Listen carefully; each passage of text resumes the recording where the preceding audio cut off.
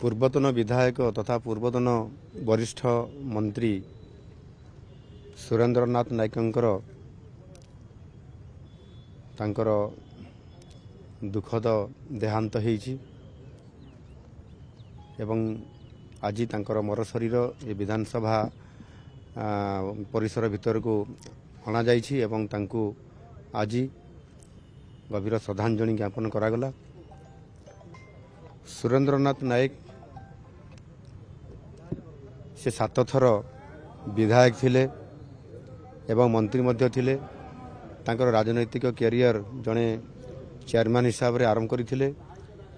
2000ରୁ 2004 ମସିହାରେ ସେ ବିଧାୟକ ହେବା ସହିତ ମନ୍ତ୍ରୀ ମଧ୍ୟ ଥିଲେ ଏବଂ ତାଙ୍କ ସହିତ ମଧ୍ୟ ବିଧାୟକ ହେବାର ସୁଯୋଗ ମୁଁ ପାଇଥିଲି। ମୁଁ ବି 2000 ମସିହାରେ ବିଧାୟକ ଆସିଲି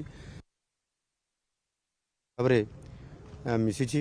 ତାଙ୍କ ସହିତ ମଧ୍ୟ ଟୁର୍ ପ୍ରୋଗ୍ରାମରେ ବି ମୁଁ କେନ୍ଦୁଝର ଜିଲ୍ଲାକୁ ଯାଇଥିଲି ଏବଂ ରାଜନୈତିକ ଇଚ୍ଛାଶକ୍ତି ଓଡ଼ିଶାର ପ୍ରଗତି କେମିତି ହେବ ସେ ସବୁବେଳେ ତାକୁ ଦେଖୁଥିଲେ ଏବଂ ମିଶାବନ୍ଦୀ ସମୟରେ ମଧ୍ୟ ସେ ମିଶାବନ୍ଦୀରେ ସେ ଆରେଷ୍ଟ ହେଇକି ଜେଲ୍ ମଧ୍ୟ ଯାଇଥିଲେ।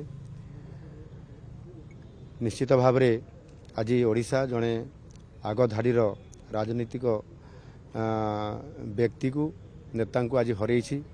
ଏହା ନିଶ୍ଚିତ ଭାବରେ ବହୁତ ଅଭାବ ଆଜି ଆସିଛି। ତାହା ଏ ଅଭାବ ଆଗାମୀ ଦିନରେ ଅପୂର୍ଣ୍ଣ ହୋଇକି ରହିବ। କିନ୍ତୁ ତାଙ୍କର ଯେଉଁ ଗୋଟେ ଓଡ଼ିଶାକୁ ଆଗକୁ ନେବା ପାଇଁ ଯେଉଁ ଇଚ୍ଛା ଶକ୍ତି ଥିଲା, ବହୁତ ସମୟରେ ନିଜେ ସିଏ ସମସ୍ୟା ଥିଲେ ନିଜେ ସେଠି ପହଞ୍ଚି ଯାଉଥିଲେ।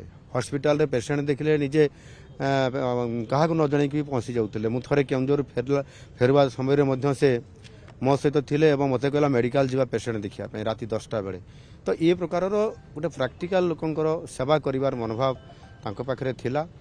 ଆଜି ତାଙ୍କର ଅକାଳ ବିୟୋଗ ହେଇଛି। ତାଙ୍କର ଏ ଦୁଃଖରେ ମୁଁ ଦୁଃଖିତ।